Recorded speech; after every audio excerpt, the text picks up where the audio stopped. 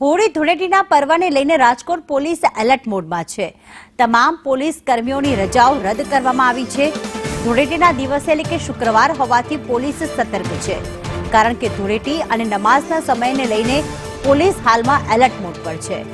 મયુર અમારી સાથે જોડાઈ ગયા છે। મયુર, એક તરફ રમજાન ચાલી રહ્યું છે અને બીજી તરફ શુક્રવારે ધૂળેટીનો પર્વ પણ છે અને કોઈ અસામાજિક તત્વો જે છે આનો લાભ ન લઈ જાય તે માટે પોલીસ એલર્ટ પર છે।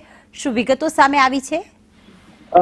રાજકોટ શહેર પોલીસ દ્વારા ખાસ તૈયારી કરી દેવામાં આવી છે। શહેરના અલગ અલગ વિસ્તાર અને ખાસ પોલીસ મથકોને જાણ કરી દેવામાં આવી છે કે અનિચ્છનીય બનાવ ન બને માટે તમામ લોકો એલર્ટ મોડ ઉપર એસઓજી, ક્રાઇમ બ્રાન્ચ અને એલસીબી સહિતની બ્રાન્ચો છે એમને પણ એલર્ટ મોડમાં રાખવામાં આવી છે। આ ઉપરાંત હેડક્વાર્ટર ખાતે જે સ્ટાફ તૈનાત છે એમની પણ 24 કલાક માટેની રજાઓ છે તે રદ કરી દેવામાં આવી છે। શુક્રવાર અને ધૂળેટી બંને તહેવાર એક સાથે આવતો હોવાથી પોલીસે આ તકેદારી રાખી છે।